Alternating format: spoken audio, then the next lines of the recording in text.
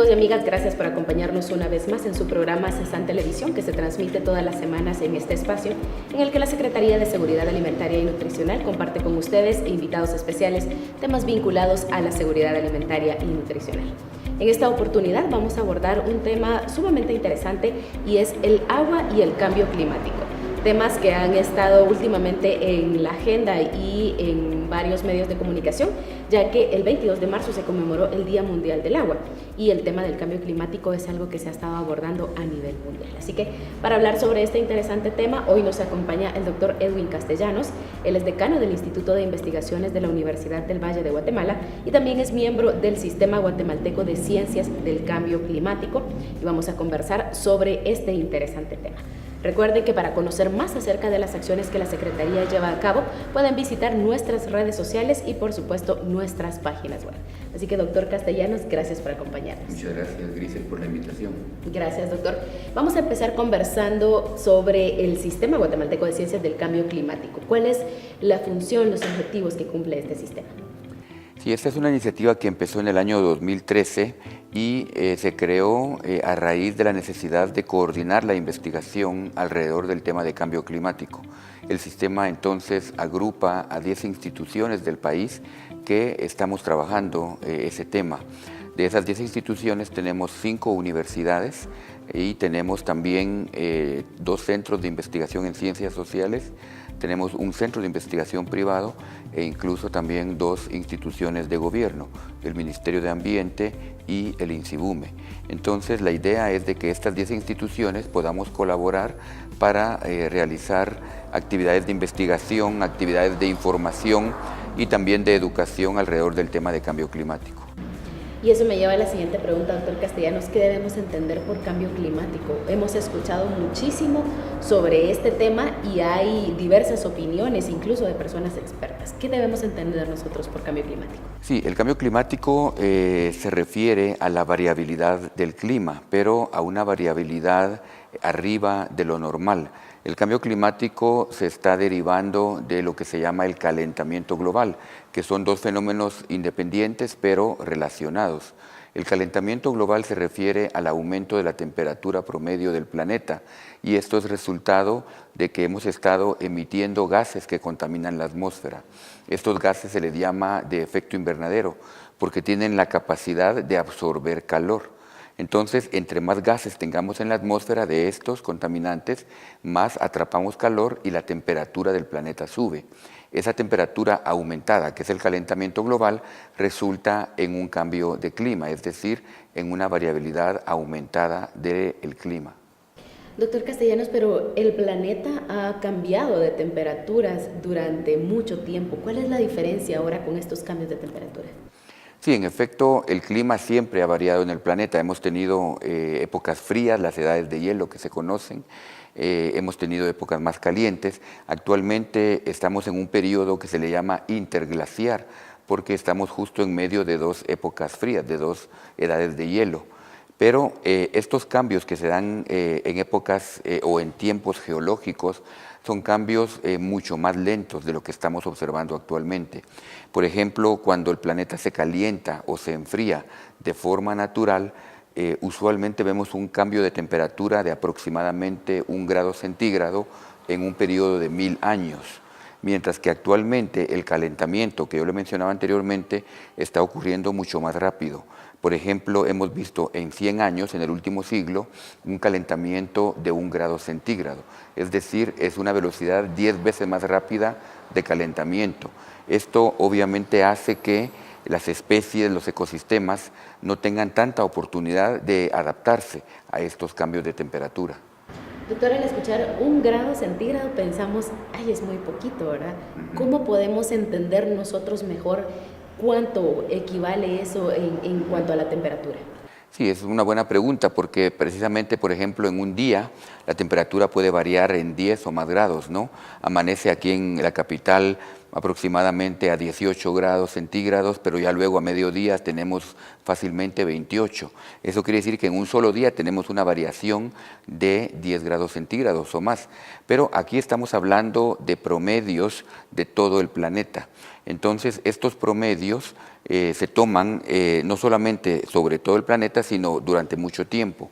Y usualmente, en una situación normal, los promedios de temperatura se mantienen bastante estables. Entonces, lo que estamos viendo es un incremento de 1 grado sobre los promedios medidos en todo el planeta y también medidos en un periodo largo de tiempo. Esto entonces, para que estos promedios respondan en una variación de 1 grado, implica de que los datos individuales han estado cambiando muchísimo más. Yo creo que una pregunta muy importante y que nuestros televidentes se deben estar preguntando, ¿cuál es la diferencia entre tiempo y clima? Porque lo escuchamos muchas veces, de hecho a veces en los medios de comunicación, cuando dicen vamos a tener, por ejemplo, cómo va a estar el tiempo, cómo va a estar el clima, ¿verdad? Entonces, ¿cuál es esa diferencia? Porque hemos visto que no solamente aquí en Guatemala, ¿verdad? Amanecemos con frío, a mediodía tenemos calor y en la noche ya tenemos frío. Y en otras partes del mundo hemos tenido que hay olas extremas de calor, pero también hay bajas temperaturas que causan heladas.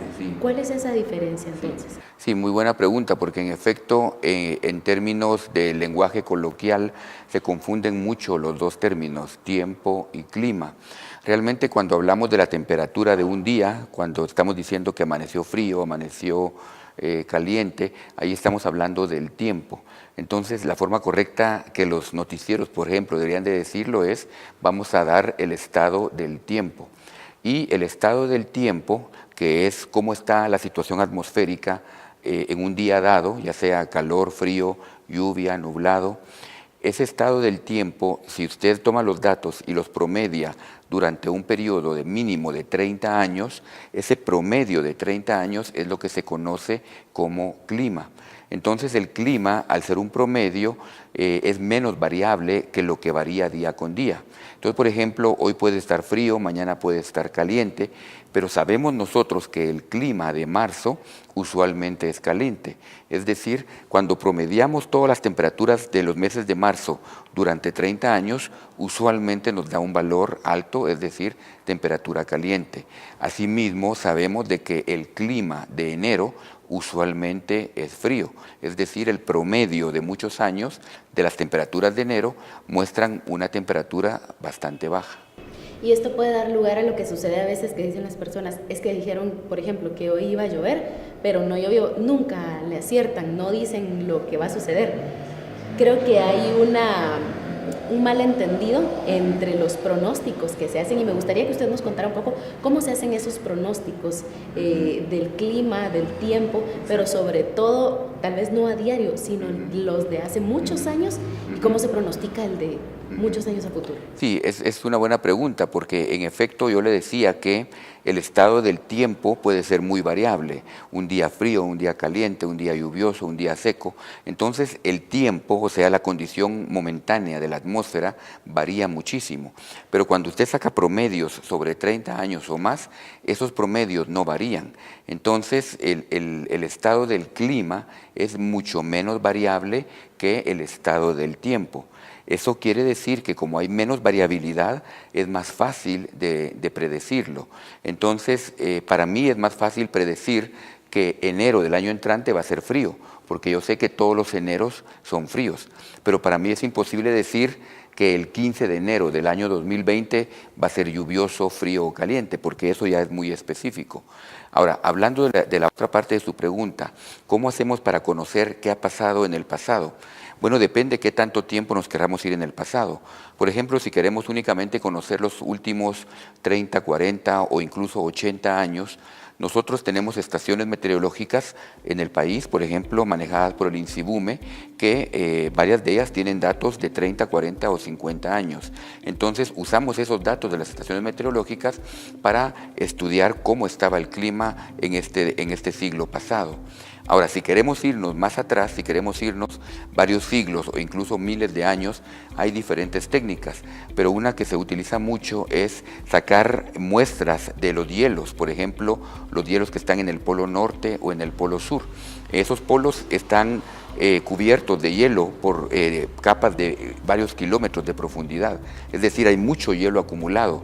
Uno puede sacar una muestra de ese hielo y resulta de que ese hielo, que es agua de lluvia, guardó la composición del aire que ocurrió en ese momento. Ahora, ese hielo se está depositando muy lentamente.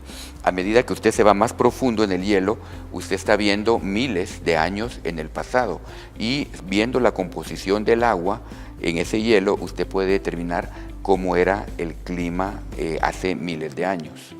Eso es yéndonos al pasado. Hacia el futuro. Hacia el futuro no podemos realmente hacer pronósticos más que de 3 meses en el futuro. Es decir, los canales de televisión nos muestran el pronóstico de mañana, el pronóstico de esta semana, pero hasta allí. El INSIBUME publica con cierta frecuencia pronósticos de 1 mes, de 2 meses, pero no pueden llegar más allá de ese tipo de pronósticos. Para tratar de entender qué va a pasar con el clima dentro de 10 años, 20 años, lo que se hace es que se utilizan modelos climáticos. Esos modelos climáticos están basados en las tendencias que hemos visto en el pasado. Es decir, estudiamos cómo ha estado el clima en los últimos 30, 40 años y con eso modelamos cómo va a estar en los siguientes 10, 20 o 30 años. Gracias, doctor, por esta explicación tan interesante, pero es momento que vayamos a un corte. Así que, amigos y amigas, recuerden visitar nuestras redes sociales y nuestras páginas web. Nosotros nos vamos a un corte, ya regresamos.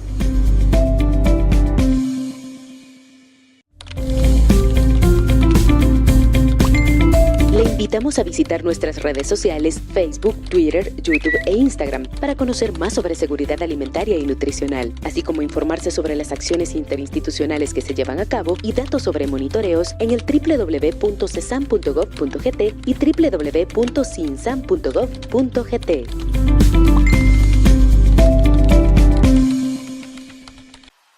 A través de Cesan Radio puede escuchar temas de seguridad alimentaria y nutricional, consejos y recomendaciones para mejorar la calidad de su alimentación. Sintonícelo todos los martes de 14:30 a 15 horas a través de Radio Nacional TGW en el 107.3 FM y escúchelo también en nuestro canal de Mixcloud Cesan GT. Cesan Radio, informándole para que se una a la lucha por erradicar la malnutrición en el país. Todos los martes lea en la sección Panorama Alimentario y Nutricional del Diario de Centroamérica una columna de opinión escrita por colaboradores técnicos de Cesan, en la que comparten diferentes aspectos de seguridad alimentaria y nutricional. También puede leerla en la sección de información en nuestra página web www.cesan.gov.gt.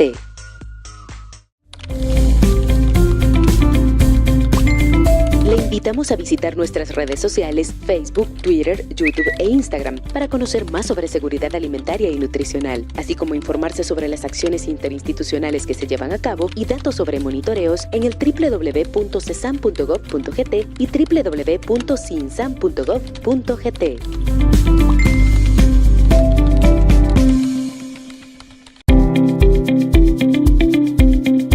Estamos de regreso en su programa Cesan Televisión. Gracias, amigos y amigas, por acompañarnos todas las semanas en este espacio. Hoy estamos conversando sobre el tema agua y cambio climático, un tema sumamente interesante, y es que ustedes saben que el agua está íntimamente vinculada a la seguridad alimentaria y nutricional. Y hoy lo estamos viendo desde otra perspectiva, que es el cambio climático y cómo va a afectar en el país, por ejemplo, en la disponibilidad que podamos tener de este vital recurso. Así que estamos conversando con el doctor Edwin Castellanos. Él es el decano del Instituto de Investigación de la Universidad del Valle de Guatemala y miembro del Sistema Guatemalteco de Ciencias del Cambio Climático. Así que, doctor Castellanos, vamos entonces a una pregunta sumamente interesante. ¿Qué es lo que ocasiona el cambio climático? Sí, habíamos hablado ya de contaminación de gases en la atmósfera. Estos gases, que se llaman gases de efecto invernadero, son producidos por diferentes actividades humanas, pero principalmente son producidos por quemar petróleo como fuente de energía. También son producidos por la quema de los bosques, es decir, cuando causamos deforestación, cuando quemamos los bosques, el carbono que está almacenado en esos bosques, el carbono que está almacenado en el petróleo, se libera en forma gaseosa. El gas se llama dióxido de carbono, y ese gas que aparece en la atmósfera de forma natural, lo que pasa es que aumentamos su concentración de forma más allá de lo natural, y eso es lo que causa que la temperatura aumente y que eventualmente también cambie el clima. Claro. Y es muy interesante plantearnos la pregunta de qué podemos hacer nosotros para frenar o disminuir el cambio climático. Sí, básicamente tendríamos que atacar esa fuente de emisión de gases de efecto invernadero y como le decía, la principal fuente es la quema de petróleo. Por eso es que a nivel internacional se firmó un acuerdo en París llamado el Acuerdo de París en el año 2015, que es un acuerdo entre todos los países de Naciones Unidas que está indicando que los países deben de dejar de usar petróleo en el transcurso de este siglo. Eso implica entonces que tenemos que depender más y más de energías renovables como energía hidráulica, energía de viento, energía solar e incluso aquí en Guatemala tenemos mucha disponibilidad también de energía volcánica, energía geotérmica. Claro. Y doctor, sabemos que Guatemala no es un país que se considere como un gran emisor de gases de efecto invernadero, pero a pesar de eso también contamos con la Política Nacional de Cambio Climático y la Ley de Cambio Climático según el decreto 7-2013. ¿Cuál es el objetivo de esta ley y esta política? Sí, como usted lo indica, Guatemala y toda Centroamérica realmente no contribuye significativamente a esta contaminación global, pero sí estamos recibiendo muchos de los efectos de este problema del cambio climático. A raíz de esos impactos fue que el Congreso alrededor del año 2013 estuvo deliberando y finalmente emitió esta ley de cambio climático y lo que manda esta ley es principalmente adaptarnos. Es decir, a pesar de que podamos luchar contra las causas del cambio climático, a pesar de que podamos reducir la emisión de estos gases contaminantes, el problema es un problema de largo plazo, porque el clima del planeta tarda bastante en reaccionar. Es decir, si dejamos de contaminar en este momento, esperamos que todavía van a pasar 50 o más años con un clima alterado. Eso quiere decir que tenemos que aprender a vivir con un clima diferente y la ley de cambio climático principalmente manda a las diferentes instituciones del Estado, no solamente gobierno, pero también sociedad civil, que tomen acciones específicas para adaptarse a ese cambio climático. Concretamente, la ley, por ejemplo, manda la creación de el Consejo Nacional de Cambio Climático, que es un consejo que es presidido por el presidente de la República y que tiene representación de los principales sectores de la vida nacional. La ley también manda la creación de un fondo nacional para poder invertir en estos procesos de adaptación y finalmente, entre otras cosas, la ley también manda la elaboración de un plan nacional de acción contra el cambio climático. Doctor, ¿qué tanto ha afectado el cambio climático a Guatemala? Pues es complicado de especificar cuánto porque Guatemala desafortunadamente no tiene suficientes datos históricos climáticos. Yo le indicaba de que tenemos algunas estaciones de INSIBUME que tienen 30 o más años de información. Esas estaciones nos sirven para reconstruir el clima pasado, pero no son suficientes. El INSIBUME tiene aproximadamente 30 de esas estaciones que tienen un récord histórico suficiente y 30 estaciones nos permiten conocer un poco cómo es el clima anterior del Guatemala, pero no a un detalle.